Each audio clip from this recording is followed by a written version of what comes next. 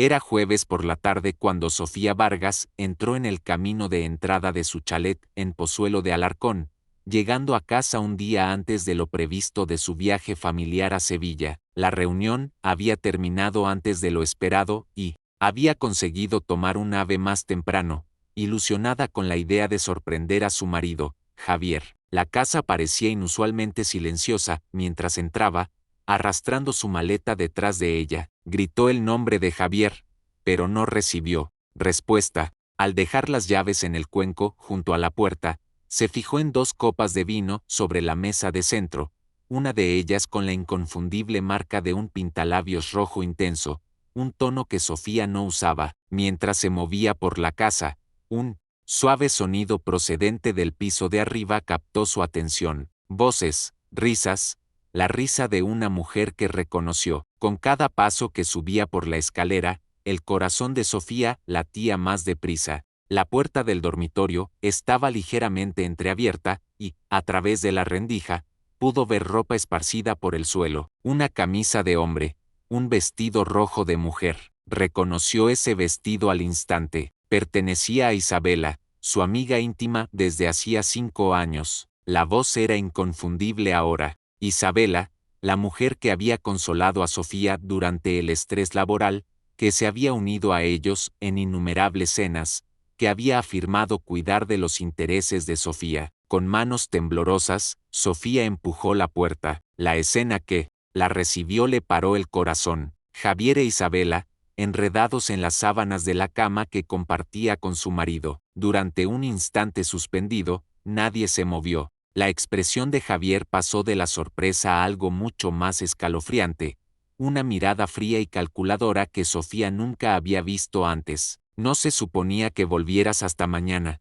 dijo él, con la voz inquietantemente tranquila. Isabela se incorporó, envolviéndose en la sábana, pero su rostro no mostraba vergüenza ni bochorno. En su lugar, una extraña sonrisa jugaba en sus labios. Bueno, dijo Isabela con una risa nerviosa que no llegaba a sus ojos, supongo que ya no. Tenemos que fingir. Las palabras golpearon a Sofía como golpes físicos. ¿Fingir? ¿Cuánto tiempo llevaba pasando esto? Su mente repasó cada interacción, cada vez que Isabela se había ofrecido a hacerle compañía a Javier cuando Sofía viajaba por trabajo, cada conversación comprensiva sobre los retos del matrimonio. Sofía retrocedió, dándose la vuelta, para marcharse, incapaz de procesar la magnitud de esta traición. Necesitaba salir, respirar, pensar. Pero mientras se dirigía a las escaleras, oyó a Javier detrás de ella. Antes de que pudiera girarse, algo la golpeó con fuerza por la espalda. Lo último que vio fue el suelo de parqué precipitándose hacia ella. Luego, la oscuridad. A pocos kilómetros de distancia, Mateo Soler estaba sentado en su desgastada furgoneta, con los ojos fijos en la casa de los Ríos. El rostro del carpintero estaba marcado por el agotamiento y algo más profundo, una mirada atormentada. Comprobó su reloj e hizo otra anotación en una pequeña libreta en el asiento del copiloto. La página estaba llena de horas, fechas y breves observaciones. Durante 2 semanas, Mateo había estado vigilando esta casa, siguiendo a sus ocupantes, reconstruyendo un rompecabezas inquietante, pero su interés no era profesional, era profunda y dolorosamente personal. 2 semanas antes, Mateo estaba en el rastro de Madrid cuando una risa familiar atravesó el ruido ambiental como un cuchillo. Se había quedado helado, con la taza de café a medio camino de sus labios. No podía ser. Después de 3 años de silencio, 3 años de preguntas, 3 años preguntándose si siquiera estaba viva, pero era ella, Isabela, su exmujer, que había desaparecido sin dejar rastro, vaciando sus cuentas conjuntas y desvaneciéndose de su vida, excepto que ya no era Isabela Soler. Para el elegante hombre sentado frente a ella, se presentaba como Isa Montes. La curiosidad y la ira no resuelta habían impulsado a Mateo a seguirlos ese día. Lo que descubrió lo sacudió hasta la médula. Isabela mantenía una relación íntima con Javier Ríos, un acaudalado empresario tecnológico casado con la exitosa arquitecta Sofía Vargas. Durante días de vigilancia, Mateo había oído fragmentos de sus conversaciones en aparcamientos y parques, susurros sobre eliminar un obstáculo, empezar de nuevo. El cálculo frío en la voz de su exmujer lo había helado. Mateo sabía que Isabela era capaz de manipular y engañar. Lo había demostrado cuando lo desplumó y desapareció. ¿Pero asesinato? ¿Era eso lo que estaban planeando? Ahora, sentado en su furgoneta, Mateo vio como el Audi negro de Javier salía del garaje. A través del parabrisas, pudo ver a Javier e Isabela en los asientos delanteros, pero algo en la parte trasera del vehículo llamó su atención, una masa grande y pesada envuelta en lo que parecía ser una lona. Se le heló la sangre. La conversación sobre eliminar un obstáculo resonó en su mente. Con manos temblorosas, arrancó su furgoneta y lo siguió a una distancia segura. Mientras el Audi se adentraba en la noche que caía, Javier conducía con una determinación silenciosa, su expresión indescifrable. A su lado, Isabela revisaba su teléfono repetidamente. ¿Estás seguro de que la golpeaste lo suficiente?, preguntó Isabela, sin levantar la vista de la pantalla. Cayó de inmediato.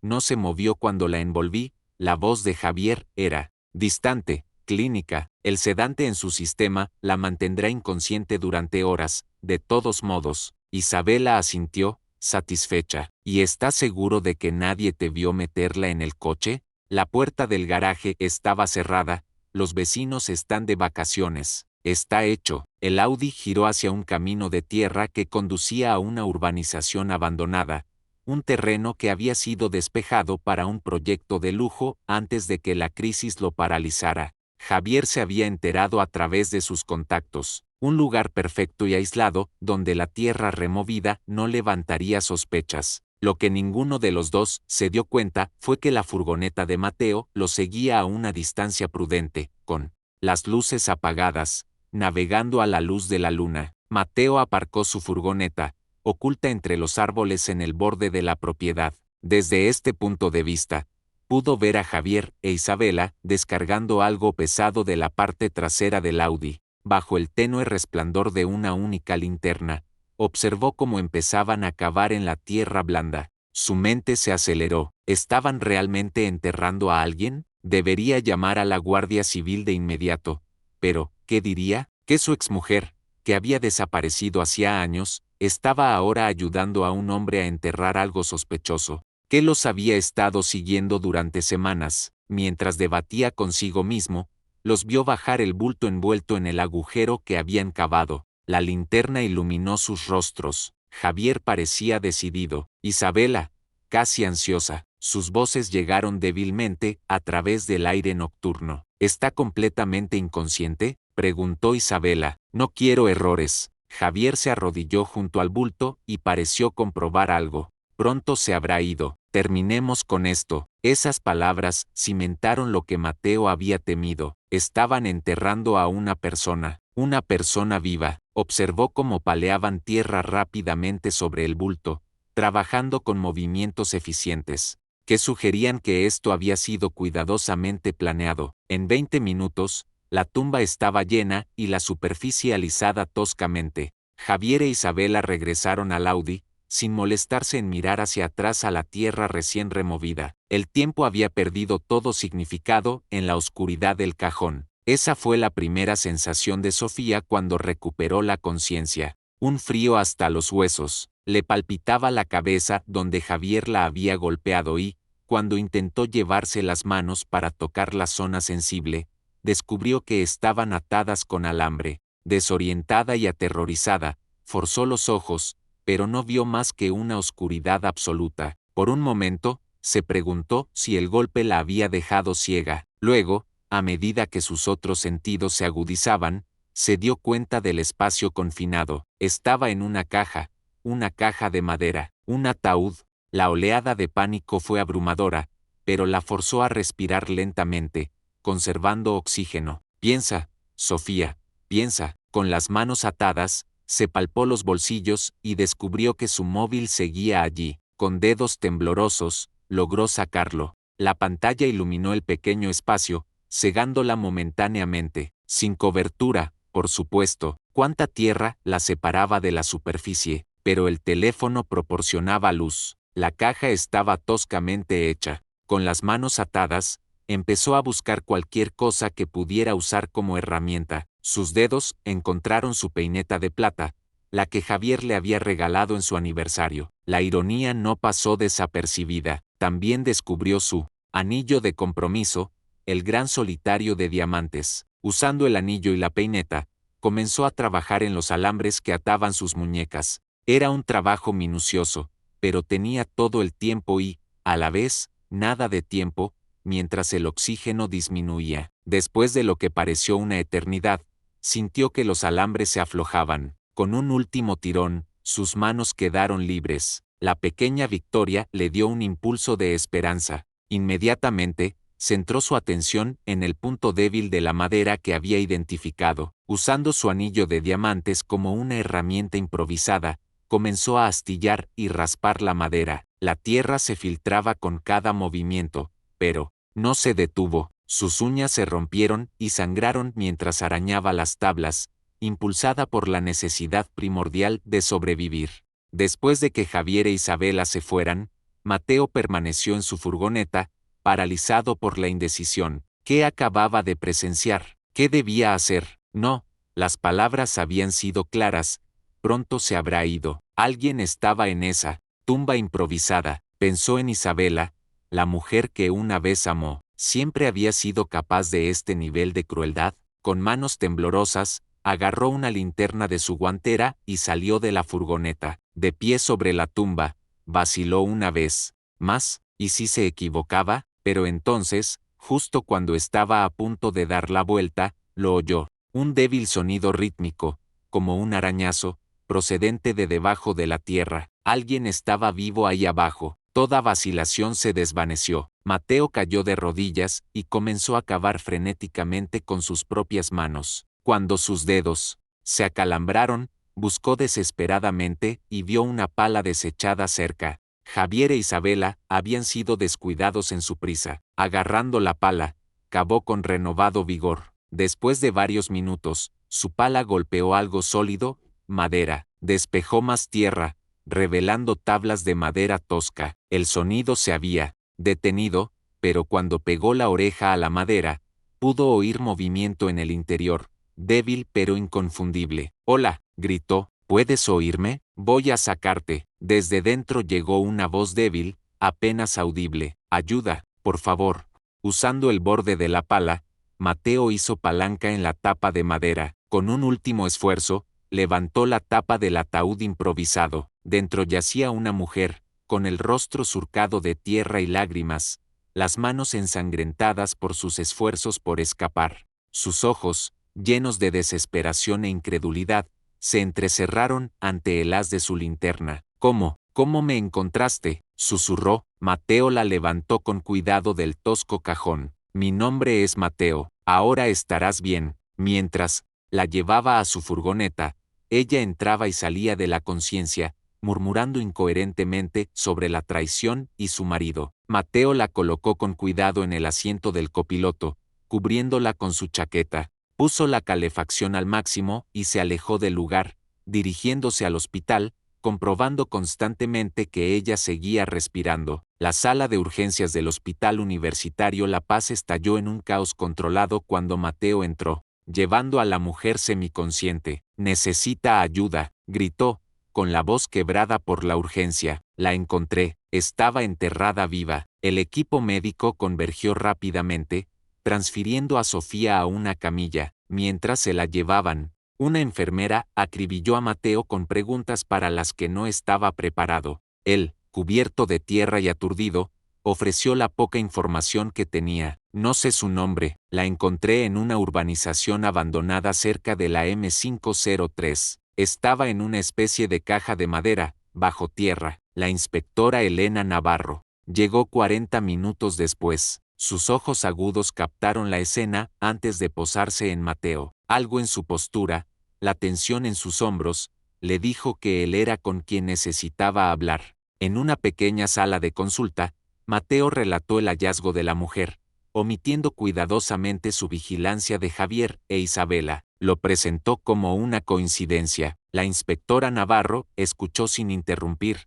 Sus ojos no perdían detalle. La mujer que rescató es Sofía Vargas, dijo Navarro. Su estado es grave pero estable. Deshidratación, hipotermia leve, privación de oxígeno y una conmoción cerebral por un golpe en la cabeza. Observó a Mateo con atención mientras añadía: estamos tratando de localizar a su marido, Javier Ríos, cuando una enfermera anunció que la señora Vargas estaba despierta y preguntaba por el hombre que la encontró. Entraron en la habitación. Sofía, apoyada en almohadas, con vías intravenosas y monitores, tenía una mirada alerta y centrada. Tú eres el que me encontró, dijo, su voz ronca pero segura. Soy Mateo Soler. ¿Cómo sabías dónde estaba? La pregunta directa lo tomó por sorpresa. Los ojos de Sofía nunca dejaron el rostro de Mateo. Nada es más importante que entender cómo terminé viva en lugar de asfixiarme en esa caja en la que me metió mi marido.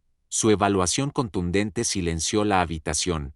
Pillé a mi marido en la cama con mi amiga, Isabela. Cuando me di la vuelta para irme, me golpeó por la espalda. Su voz se quebró ligeramente. 5 años de matrimonio, y me metió en la tierra, sin dudarlo. La expresión de Navarro se endureció. ¿E Isabela Montes?, preguntó Sofía. Ella también fue parte de esto. Al mencionar el nombre de Isabela, Mateo no pudo ocultar su reacción, una ligera tensión que no pasó desapercibida para Sofía. ¿Reconoces ese nombre?, dijo ella, no como una pregunta, sino como una afirmación. Mateo vaciló, consciente de que Navarro lo observaba. Espera, gritó Sofía cuando él intentó irse. Me salvaste la vida. Merezco saber por qué estabas allí. La habitación se quedó en silencio mientras Mateo permanecía inmóvil, atrapado. La mano de Navarro se movió sutilmente más cerca de su arma. Señor Soler, dijo Navarro con cuidado,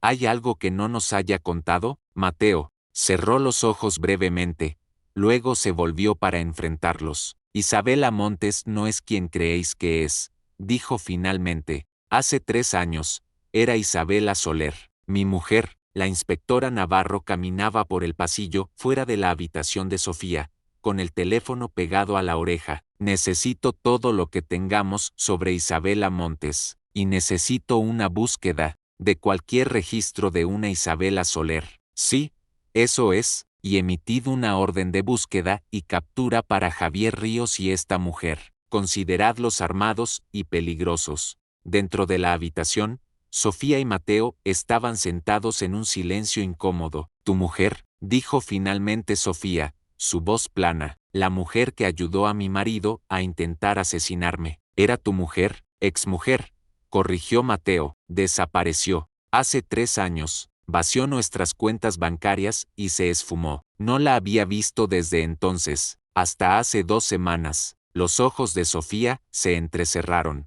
¿2 semanas? ¿Y no se te ocurrió advertirme que mi amiga era en realidad una estafadora que podría estar planeando algo? No te conocía, se defendió Mateo. No sabía lo que estaban planeando, solo sabía que algo no estaba bien. Lo seguí, intenté averiguar qué pasaba. ¿Lo seguiste? La voz de Sofía se endureció. Durante 2 semanas los viste tramar mi asesinato y no hiciste nada. La acusación quedó suspendida en el aire. Tenía razón. Lo siento, dijo finalmente. No sabía qué hacer. No estaba seguro de lo que estaba viendo, hasta que lo sexta cavar esa tumba. Antes de que Mateo pudiera responder, la inspectora Navarro regresó, con expresión grave. Hemos localizado el Audi de su marido en el aeropuerto de Barajas. Las imágenes de seguridad confirman que él y una mujer que coincide con la descripción de Isabela Montes embarcaron en un vuelo a Tenerife ayer por la noche. Usaron sus propios pasaportes. Estaban así de seguros de que nunca me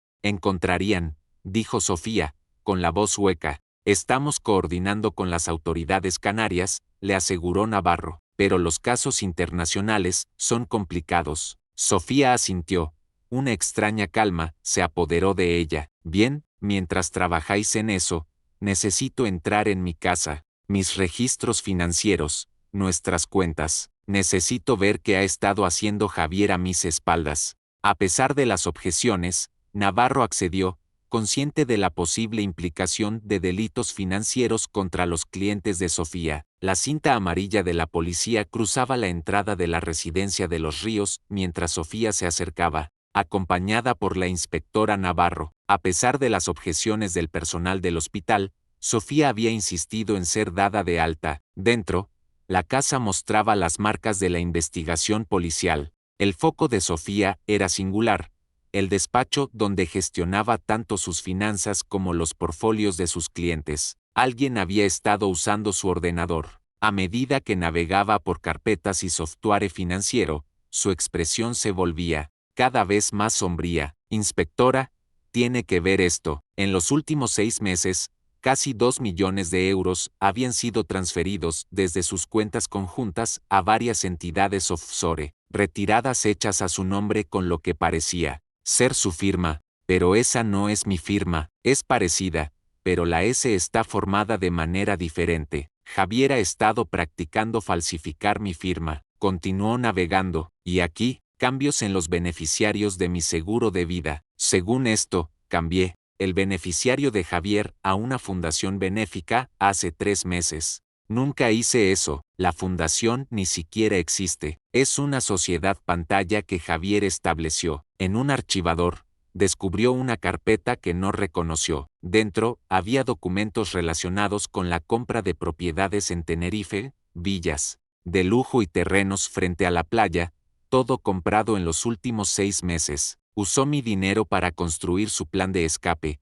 dijo, entregando la carpeta a Navarro. En el escritorio de Javier, entre los papeles desordenados, algo llamó su atención: la esquina de una fotografía. La sacó y se quedó helada. La foto mostraba a Javier e Isabela juntos, abrazados en una playa. Ambos parecían más jóvenes, y lo más importante, el sello de la fecha en la esquina decía julio de 2018, 2 años antes de que Isabela supuestamente los conociera a ambos. Se conocían, susurró Sofía, se conocían años antes de que Isabela entrara en mi vida, antes de que, convenientemente, se convirtiera en mi amiga. Se derrumbó en la silla. Esto no fue un crimen pasional o de oportunidad. Esto fue calculado desde el principio. Isabela me eligió como objetivo, o me eligieron juntos. Han estado planeando mi muerte durante años. El pequeño apartamento de Mateo reflejaba su estado de inquietud. La inspectora Navarro apareció en su puerta. ¿Puedo pasar? La atención de Navarro se centró en la investigación que Mateo tenía esparcida por su mesa. Lectura interesante, observó, recogiendo un artículo sobre un fraude financiero en Marbella que mostraba la fotografía de Isabela, aunque con otro nombre. Intento entender quién es realmente, dijo Mateo. Por eso estoy aquí, dijo Navarro. Isabela, o cómo se llame, ha sido vinculada a al menos otros 2 casos que involucran a individuos ricos que murieron en circunstancias sospechosas. Uno en Marbella, otro en Ibiza. Creemos que es una asesina en serie. La revelación golpeó a Mateo como un golpe físico. ¿Y Javier Ríos estaba involucrado en esos casos? No hay pruebas de eso. Parece que Isabela trabaja con diferentes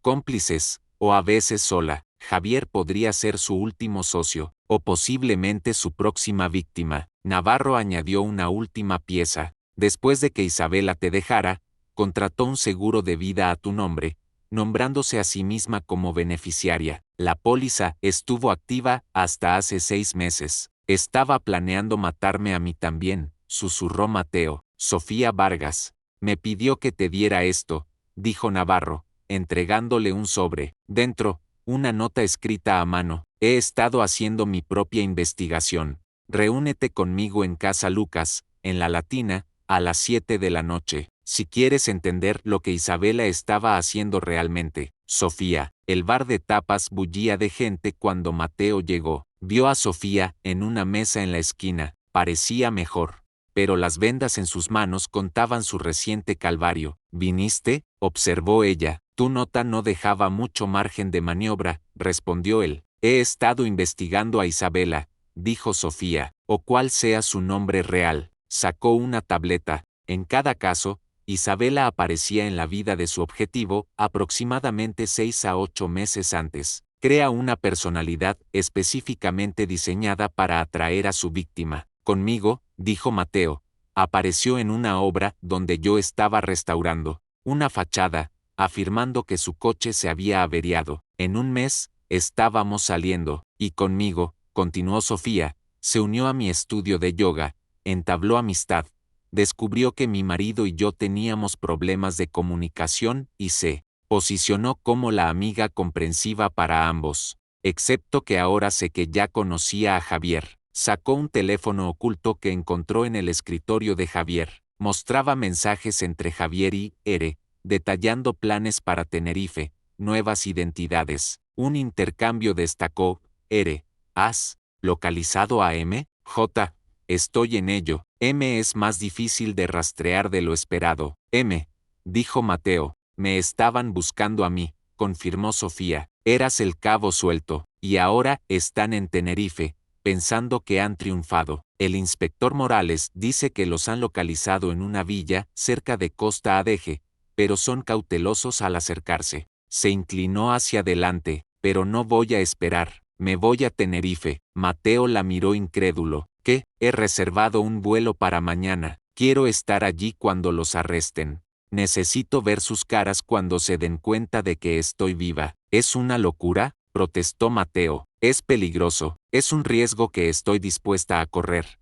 Sus ojos no admitían discusión. ¿Por qué me dices esto? Sofía mantuvo su mirada. Porque quiero que vengas conmigo. Tienes tanto derecho como yo a ver que se haga justicia. Y, lo que es más importante, conoces a Isabela de maneras que yo no. Podrías notar cosas que podrían ser cruciales si las cosas no salen según lo planeado. Mateo vaciló, sopesando los riesgos contra su propia necesidad de cierre. Iré, dijo finalmente, pero lo hacemos con cuidado. Trabajamos con la policía. Mientras sus manos se encontraban sobre la mesa, se formó una conexión inesperada. Dos personas unidas no por elección, sino por supervivencia y una traición compartida. La villa de Tenerife se alzaba en una colina, con vistas al Atlántico. Dentro, Javier Ríos servía champán. Por los nuevos comienzos, brindó. Isabela sonrió. Y por los problemas permanentemente enterrados, añadió con una sonrisa cómplice. Pero Javier estaba inquieto, revisando su teléfono por costumbre. ¿Qué pasa?, preguntó Isabela. Probablemente nada, solo una notificación de nuestro sistema de seguridad de la casa. Actividad inusual. La policía, se burló Isabela. Que investiguen. Para cuando a alguien se le ocurra buscar en parcelas de tierra al azar, no quedará nada que encontrar. Sofía y Mateo salieron de la aduana, del aeropuerto de Tenerife Sur. El aire húmedo, un marcado contraste con el otoño de Madrid. El inspector Morales, el oficial local, los encontraría en su hotel. Hay un problema, les dijo Morales en un café cercano. Su equipo de vigilancia observó actividad inusual en la villa. Javier parece estar preparándose para partir.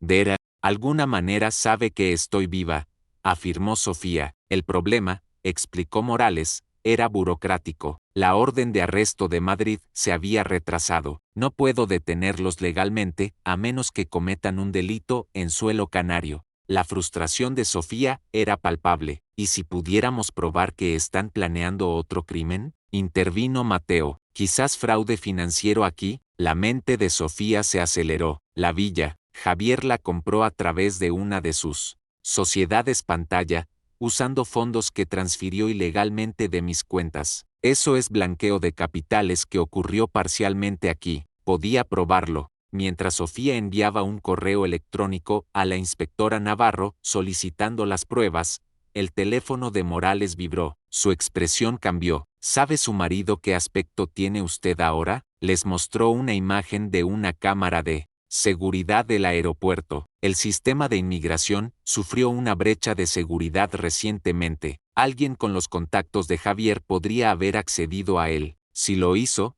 sabe que escapé. Y si sabe que estoy viva, sabe que puedo testificar contra él. Ahora está desesperado. Antes de que pudieran continuar, el teléfono de Sofía sonó. Un correo electrónico de la cuenta de Javier. Sin texto, solo una imagen adjunta que mostraba su ubicación actual la mesa del café donde estaban sentados, fotografiada desde el otro lado de la calle. Nos está observando ahora mismo, susurró. En un pequeño hotel en las afueras de Costa Adeje, Morales les explicó que un contacto en la seguridad del aeropuerto había sido detenido. Parece que se preparan para salir por mar, dijo, mostrando una imagen de Javier e Isabela abordando un yate de lujo en Puerto Colón. La orden de arresto debería llegar en 6 horas. ¿Para entonces podrían estar en aguas internacionales?, señaló Sofía con amargura. El teléfono de Sofía sonó. Hola, Sofía. La voz suave y controlada de Javier llenó la habitación. ¿Sorprendida de verme? Morales, frenéticamente, intentaba rastrear la llamada. Javier, respondió ella, sorprendido tú de verme a mí, ¿importa? Estoy vivo, y tú e Isabela vais a ir a la cárcel. ¿Isabela?, repitió Javier. Ha tenido tantos nombres. ¿Te lo ha contado tu nuevo amigo? Está ahí contigo, ¿verdad? Qué fascinante. Los cónyuges traicionados, unidos. Es el fin, Javier. El inspector Morales tiene las pruebas de tu fraude financiero. Siempre he admirado tu confianza, Sofía, pero hemos planeado esto durante años. ¿De verdad crees que no tenemos contingencias? Entonces, ¿por qué llamas? Cortesía profesional. Tuvimos 5 años juntos. Quería darte la oportunidad de marcharte. ¿Esperas que te crea? Esto fue un negocio, Sofía, nunca personal, pero ahora te estás convirtiendo en un inconveniente. ¿Está Isabela ahí?, intervino Mateo de repente. Está aquí, sí, pero no le interesa una reunión. Morales hizo un gesto con el pulgar hacia arriba. Tenían la ubicación. Se acabó, Javier. Los oficiales van de camino al puerto deportivo. Javier se rió, un sonido genuino que los perturbó. Sofía, dejamos el puerto hace 20 minutos. Esa grabación es de ayer. Para cuando llegue tu orden, estaremos fuera del alcance de cualquiera. La llamada se cortó. El yate se había ido. Sabía todo, dijo Sofía. Nuestra ubicación, nuestros planes. ¿Cómo es posible? El dinero abre muchas puertas, admitió Morales. Sofía necesitaba aire. En el patio del hotel, le dijo a Mateo que no iba a esperar. Recuerdo que Javier mencionó una propiedad de respaldo que compró en la costa sur, una casa segura que creía que yo no conocía, y digo que la Guardia Costera está buscando un yate en dirección sur porque eso es exactamente lo que Javier les diría que buscaran. Creo que se dirigen al norte. Hay una cala privada cerca de Masca, aislada, solo accesible en barco o por un camino de tierra casi intransitable. Deberíamos decírselo a Morales y arriesgarnos a otra filtración. No, vamos a Masca nosotros mismos. Esta noche, la propuesta era temeraria, pero la inquebrantable certeza de Sofía resonó en Mateo. Está bien, localizamos, confirmamos y llamamos a Morales, sin confrontaciones. Los faros del coche de alquiler cortaban la oscuridad mientras Mateo navegaba por la cada vez más accidentada carretera hacia Masca. Encontraron el desvío, un sendero que desaparecía en la espesura. Continuaron a pie. Después de 15 minutos, la vegetación se aclaró, revelando una pequeña cala protegida, y amarrado a un modesto muelle de madera, un elegante yate. El cambio de marea, susurró Sofía, reconociendo el nombre del yate, de Javier. Tenía razón. Con unos prismáticos, Mateo vio 2 figuras en el interior. Se acercaron. Dentro, Javier e Isabela no se relajaban, trabajaban, empaquetando objetos en bolsas impermeables. Venezuela, susurró Sofía. Se escapan a Venezuela. Intentó llamar a Morales, sin cobertura. Mientras se retiraban, una voz los detuvo. Un hombre hablando en español. Señor Ríos, he asegurado el perímetro. No hay señales de nadie. Excelente, Carlos, respondió Javier desde la cubierta. Haz una última ronda por el camino. Javier había contratado seguridad local. Tenían que moverse. Mientras retrocedían, el sonido de una rama al romperse los heló. El guardia, Carlos, regresaba. Estaban atrapados. Para empeorar las cosas, el teléfono de Sofía vibró. El sonido, aunque mínimo, fue suficiente. El haz de la linterna de Carlos se dirigió hacia ellos. ¿Quién anda ahí? Mateo tomó una decisión en una fracción de segundo. Corre hacia la playa, le susurró a Sofía. Yo lo distraeré, mientras Mateo se estrellaba deliberadamente entre la maleza, atrayendo al guardia. Sofía corrió hacia la playa, pero el sonido del motor del yate, arrancando, rompió la noche. Las luces iluminaron toda la cala. Sofía vio a Javier en la cubierta, y lo que fue peor, vio a Isabela en la barandilla con una pistola. Sofía se congeló, oculta tras una palmera. El reflector del yate barrió la playa, acercándose peligrosamente. Mateo, habiendo despistado al guardia, vio la peligrosa posición de Sofía. Necesitaba actuar. Desde una posición lejana, encendió y apagó su linterna 3 veces. La distracción funcionó. El reflector del yate se giró hacia él. En ese momento, Sofía se movió, pero su pie se enganchó en una raíz, haciéndola caer con un grito de dolor.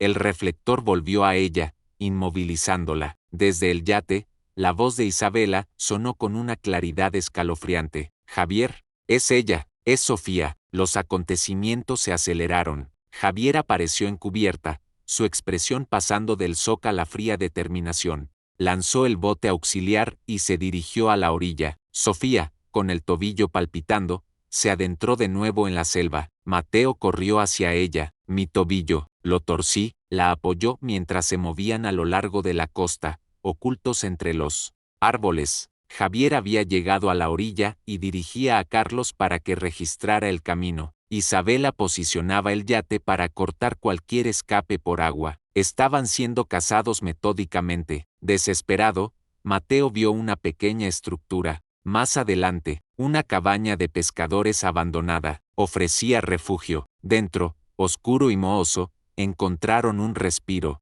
¿Teléfono?, preguntó Mateo, todavía sin cobertura. Afuera, el haz de una linterna pasó por la única y sucia ventana de la cabaña. Javier se acercaba. En una esquina, Sofía vio una pistola de bengalas oxidada. Una oportunidad, confirmó. Mateo, el plan de Sofía fue audaz. Si podemos volver al yate, tiene una radio. El sonido de pasos en el porche de madera fuera de la cabaña silenció la discusión. Se ocultaron. La puerta se abrió. La linterna de Javier barrió el interior, pasando directamente por encima de ellos. Justo cuando parecía imposible que no los descubriera, una radio en el cinturón de Javier cobró vida. Javier, ¿me oyes? Carlos encontró algo en el camino. ¿Qué encontró? Una mochila. Parece que la dejaron caer mientras corrían.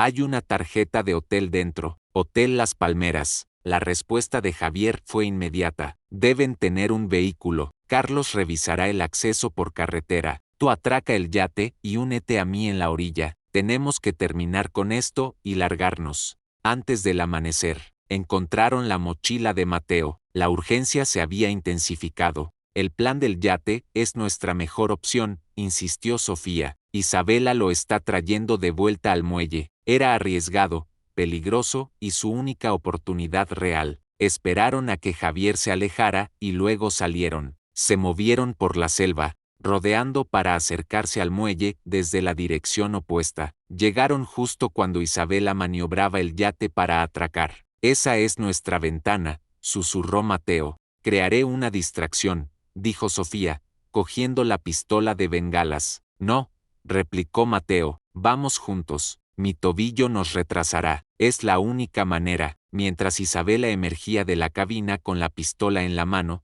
Sofía apuntó y disparó. La bengala cruzó la cala, estallando en una brillante luz roja. La atención de Isabela se centró en la lejana orilla. En ese momento crucial de distracción, Mateo se movió, corriendo hacia el yate. Estaba a mitad de la escala de embarque cuando Isabela sintió movimiento y se giró. Sus ojos se abrieron de par en par al ver a su exmarido. Mateo escapó de sus labios con genuina sorpresa. Ese instante de vacilación fue crítico. Cuando Isabela levantó su arma, Mateo se abalanzó, agarrando su muñeca y forzando el arma hacia arriba. Un disparo se perdió inofensivamente en la noche mientras luchaban en la cubierta. Deberías estar bajo tierra con ella, siseó Isabela. Desde el muelle, Sofía observaba la lucha a vida o muerte. A pesar de su lesión, se forzó a avanzar, cojeando rápidamente hacia la escala de embarque. En la cubierta, La lucha se convirtió en una danza peligrosa. El arma se disparó de nuevo. El sonido alertaría a Javier y Carlos. Sofía subió a bordo. Isabela la vio y redobló sus esfuerzos, pateando a Mateo. Él tropezó, su agarre se aflojó. Isabela se liberó, apuntando el arma directamente al pecho de Mateo. Isabela. La voz de Sofía sonó detrás de ella. ¿A quién quieres? Es a mí. Isabela se giró parcialmente. Sofía comenzó una guerra psicológica. Él cree que lo amas. No se da cuenta de que es solo otra marca para ti, otro trampolín, como Howard Wilson, como Daniel Pratt. La compostura de Isabela se resquebrajó. Estás tratando de ponernos el uno contra el otro. Ya está funcionando. Javier te ha estado observando más de cerca, ¿verdad? En la orilla, las luces de las linternas se movían rápidamente hacia el muelle. El tiempo se agotaba. Mateo, viendo la distracción, se abalanzó de nuevo. El arma se disparó una tercera vez. Sofía se unió a la refriega. En el caos, Mateo le arrebató el arma, pero al tropezar hacia atrás, su pie se enganchó en una cuerda, haciéndolo caer contra la consola de control del yate. El impacto activó los motores. El hombro de Mateo golpeó el acelerador, enviando al yate hacia adelante mientras aún estaba sujeto al muelle. El movimiento repentino desequilibró a todos. Las amarras se tensaron y una se rompió. En el muelle, Javier observaba con horror cómo el yate se sacudía violentamente. Isabela, gritó. La segunda amarra se rompió. Liberado, el yate se lanzó hacia adelante, su proa girando salvajemente hacia la punta rocosa que formaba a un lado de la entrada de la cala. Mateo luchaba en los controles, tratando de desviar la nave, pero el impulso era demasiado grande. Tenía segundos. Abandonando los controles, corrió hacia las mujeres que luchaban justo cuando la proa del yate golpeaba el afloramiento rocoso con un crujido nauseabundo. El impacto los lanzó a todos por la cubierta. El arma se deslizó fuera del alcance. Isabela se recuperó primero, agarró la bolsa impermeable que había preparado y se movió hacia la popa, con la intención de nadar hasta la orilla y desaparecer.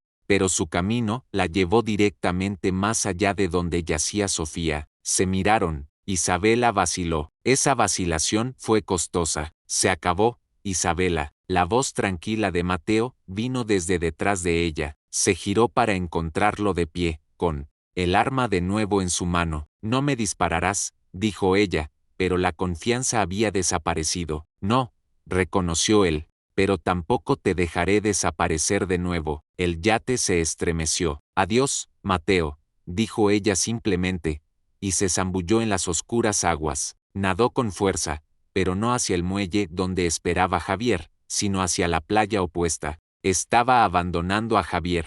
Corre de todos, al final, dijo Mateo, con una compleja mezcla de emociones. En el muelle, Javier finalmente comprendió. Isabela, gritó, con la voz quebrada por la incredulidad. ¿A dónde vas? La rabia reemplazó a la confusión. Agarró la pistola de Carlos y comenzó a disparar salvajemente hacia la figura que nadaba. Javier, no, gritó Sofía instintivamente. En ese momento, las sirenas de la policía sonaron, acercándose rápidamente. Simultáneamente, potentes reflectores barrieron la cala mientras las embarcaciones de la Guardia Costera aparecían. En la entrada, la bengala, se dio cuenta Sofía. Deben haberla visto desde la costa. Javier, presa del pánico, se giró para huir, no hacia la carretera, sino hacia la selva. Podría haberlo logrado si no fuera por la figura que emergió del agua directamente en su camino. Isabela, con su ruta de escape cortada, se había vuelto. Se enfrentaron. Él levantó el arma. Arruinaste todo, gritó, antes de que pudiera apretar el gatillo.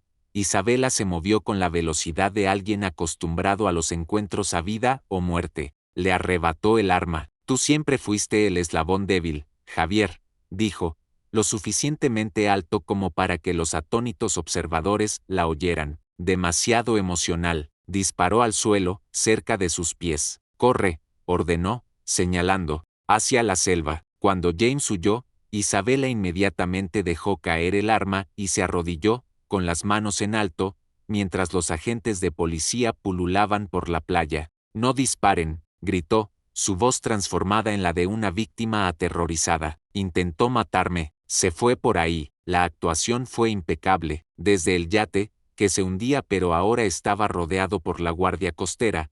Mateo y Sofía observaban con atónita incredulidad. Está tratando de incriminarlo, susurró Sofía. Es lo que hace, confirmó Mateo. Se adapta y sobrevive. Un oficial de la guardia costera les gritó desde un bote de rescate. Tenemos que sacarlos de ahí inmediatamente. Mientras los ayudaban a subir a bordo, gritos surgieron del sendero de la selva. Los agentes emergieron, arrastrando a un Javier esposado y forcejeando. Mientras los agentes lo guiaban hacia un vehículo, su camino lo llevó directamente más allá de Isabela, ahora sentada en la parte trasera de un todoterreno de la policía. Sus ojos se encontraron. Algo pareció romperse en Javier. Ella lo planeó todo, gritó, luchando contra sus captores. Lo ha estado haciendo durante años. Otros hombres antes que yo. Pregúntale por Howard Wilson, por Daniel Pratt. Ella enterró a mi mujer viva. Fue su idea. El daño a la narrativa de víctima cuidadosamente construida por Isabela estaba hecho. El inspector Morales, que había llegado con la policía, ya estaba tomando notas. Desde la embarcación de la Guardia Costera, Sofía y Mateo vieron a sus torturadores volverse el uno contra el otro. Realmente se acabó, dijo Sofía en voz baja. Mientras la embarcación se alejaba, el yate se deslizó bajo la superficie. El amanecer comenzaba a clarear el cielo del este. La primera luz prometía un nuevo día y, quizás, un nuevo comienzo. Meses después, el otoño había transformado Madrid en un tapiz de rojos y dorados. Sofía estaba en el podio del Ateneo de Madrid, dirigiéndose a la audiencia. Detrás de ella, una proyección mostraba el logotipo de la recién creada Fundación Fénix. La depredación financiera suele ser invisible hasta que es demasiado tarde, dijo, con la voz firme y segura. En primera fila, Mateo observaba con orgullo. Al concluir, Sofía lo reconoció. Y finalmente, me gustaría reconocer al cofundador de nuestra fundación, sin quien nada de esto sería posible, ni necesario. La sonrisa cálida de Sofía se encontró con la de él. Después, en un momento de tranquilidad en un balcón, con vistas al Paseo del Prado, hablaron. ¿Lanzamiento exitoso?, comentó Mateo. Más allá de las expectativas, asintió Sofía. Estaban cómodos en el silencio compartido. Conseguí el apartamento, dijo Mateo al cabo de un rato. El de Segovia. Las clases de restauración empiezan el mes que viene. Eso es maravilloso, respondió Sofía sinceramente. A unos 30 minutos de tu nuevo piso, añadió él. Durante los últimos 6 meses, habían desarrollado una cuidadosa danza de apoyo e independencia. Cenas regulares, excursiones ocasionales, llamadas frecuentes. Estaba pensando, dijo Sofía, girándose para mirarlo. La fundación necesitará una coordinación regular entre las oficinas de Madrid y Segovia. Muchos viajes de ida y vuelta. Un gran compromiso. ¿Tanto viaje?, dijo Mateo, captando el atisbo de una sonrisa. Merece la pena, sin embargo, respondió ella, por la asociación adecuada. La elección de la palabra fue deliberada. Mateo movió su mano hasta que sus dedos rozaron los de ella. ¿Has estado pensando mucho en las asociaciones últimamente? Los dedos de ella se entrelazaron con los de él, sobre cómo las mejores se construyen sobre la verdad absoluta, sobre ver a alguien en su peor y mejor momento, y elegir quedarse a su lado de todos modos. Eso suena como una base sólida. Creo que sí, asintió él, suficientemente fuerte como para construir algo que dure. Se reconocieron sin palabras explícitas, reconociendo lo que había ido creciendo gradualmente entre ellos, algo valioso, y que merecía la pena cuidar. Un día a la vez, sugirió Sofía, haciéndose eco de su mantra de Tenerife. Mateo sonrió, apretando suavemente sus dedos. Un día a la vez, pero juntos.